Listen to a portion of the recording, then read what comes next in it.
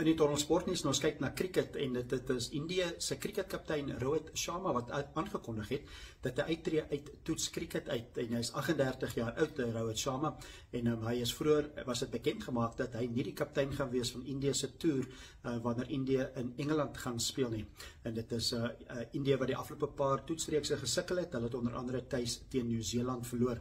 So Sharma het 67 toetse vir Indië gespeel en hy het in 2022 het hy oorgeneem as kaptein by Virat Kohli, en hy het ook vroeër aangekondig 'n paar maande terug dat hy ook nie die T20 reeks 20 formaat ook nie meer daar internasionale cricket speel nie.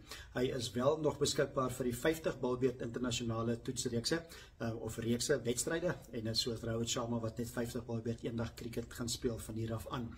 En hy het in sy toetsloopbaan 4301 toetslopies aangeteken en hy het dit gedoen teen 'n gemiddeld van 40.57 lopies per golfbeerd. Dit is 1200-talle wat hy aangeteken het. So dit is Indië se kaptein Rohit Sharma aangekondig, hy is nie meer beskikbaar vir toetskriket vir Indië nie.